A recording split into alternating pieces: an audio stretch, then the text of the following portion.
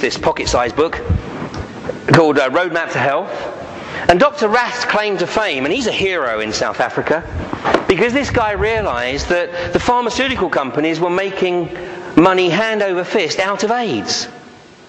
And so he did his own research, and what he discovered was that actually, if you don't give drugs to people who are HIV positive, but you treat them with natural remedies, you get them to change their diet, and you get them to use herbal remedies, they don't actually develop AIDS. It's only when you start giving them the ARVs, the antiretrovirals, that's it, that they turn into AIDS victims. He's written this amazing book called End AIDS here. And of course, funnily enough, Dr. Rath is not exactly flavour of the day with the pharmaceutical companies, because they've lost a massive revenue stream from South Africa.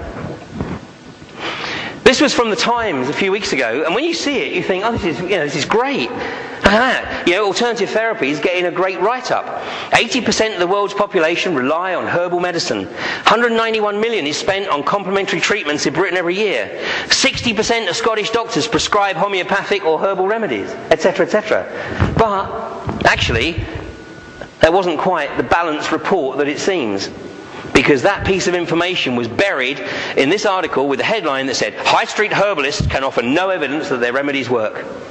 So which piece of that article do you think registered on the vast majority of the population? And look at this over here. Expert backs prescription by clinicians. This is the biggest threat to the vast majority of complementary health practitioners.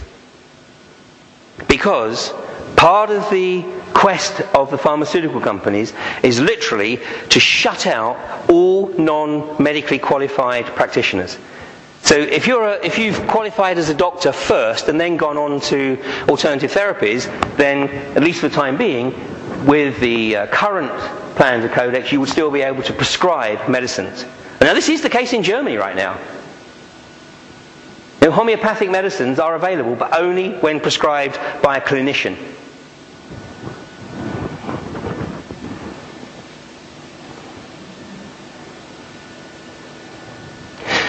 2005, the Alliance for Natural Health launched a campaign in the European courts to try and prevent Codex being implemented.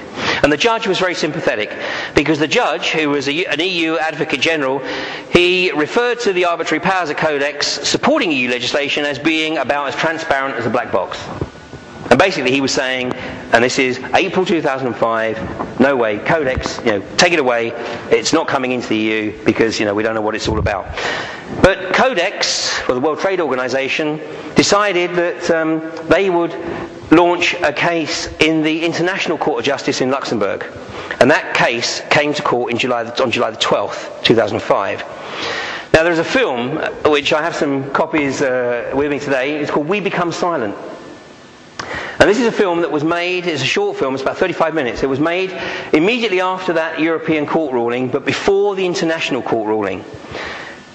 And in that film, what it tries to show is how the US was able to resist the implementation of Codex in 1994 and try and, if you like, get some enthusiasm for people to resist in the EU. But on July the 12th, the International Court of Justice overruled the EU. July 12th ruling of the International Court of Justice in Luxembourg followed the July 4th Rome meeting of Codex, when the 85 countries present ratified the restrictive guidelines for dietary supplements. Canada and the USA amongst them. Objections from China and South Africa were ignored. Just as in the original 2001 version, the current guidelines of the EU directive, listen to this, strictly prohibit information about diseases being treatable by nutrients. Strictly prohibit. It is fundamentally illegal for a doctor to advise a patient that their condition may improve if they change their diet. This is outrageous.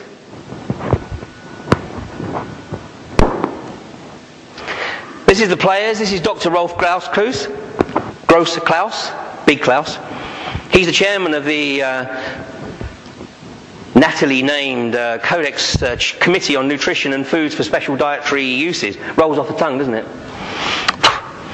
And this is the team that's fighting them.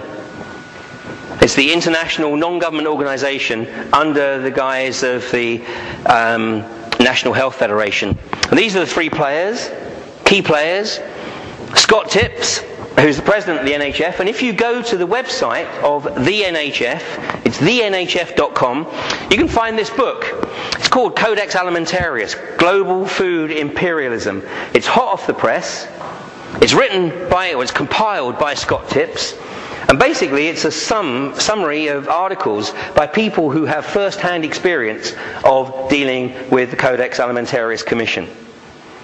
And you can tell by the title, Global Food Imperialism, that Scott does not pull any punches. The other people on his team, the key players, Paul Anthony Taylor, who lives in the northeast of this country.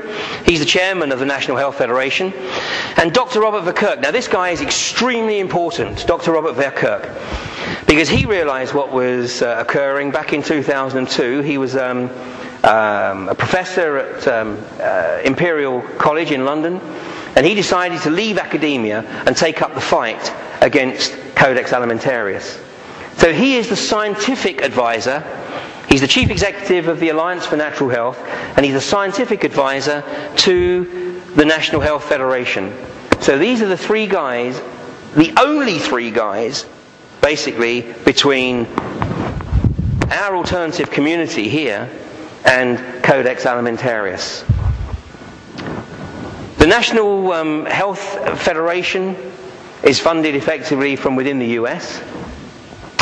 Paul Anthony Taylor is also the External Relations Director with the Dr. Rath Foundation, so he's financed by the Dr. Rath Foundation.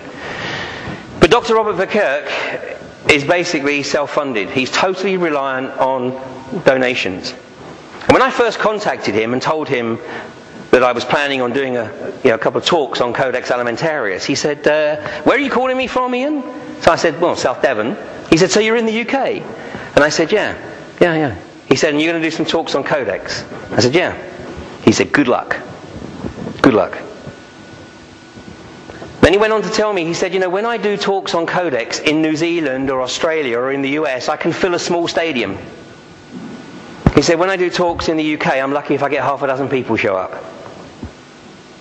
Well, when we gave this talk in Totnes a few weeks ago, I think we had like 30 people. And I don't know what we got tonight, maybe 60 or 70 or whatever.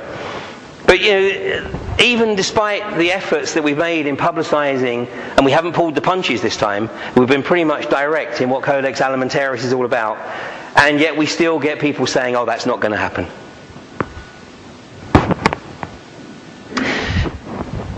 The Alliance for Natural Health, I have no connection with them, by the way. I have no tie with them other than I've had a number of phone calls with Robert Verkerk. I've met him a couple of times. Lovely guy. He talks out. He's a scientist, and I'm sitting listening to him, and I'm thinking, in a minute, Robert, you're going to say something I understand. There it is. Got it. Thank you. He's an amazing guy. His heart. This guy is so genuine. He's so committed. And he's so under-supported and undervalued. And then when I met him, I was just even more determined. I spoke to Simon. I said, if we can't get Totnes to recognise what's coming down the line here, then, what hope is there, really, for the organic and complementary and alternative health community in the UK? If we can't get Totnes and Glastonbury to realise what's coming down the track, then, with all due respect, what comes will be self-inflicted. And it really pains me to say that. Because it's unforgivable that, with this amount of warning, if you like, that there's no attempt to resist it. Now, what there is at the back, there are a number of these forms here, which are standing order forms, with direct payment to the Alliance for Natural Health. And if you're a therapist in the complementary and alternative health arena, or if you're in any way involved in natural health food stores, or in organic farming, then I would implore you to take one of these forms and give some consideration to supporting Dr. Robert Verkerk in his work. It's all very well to have an internal strategy, which is what Transition Town is all about later. But it's important to focus externally. And if you're an organisation, it's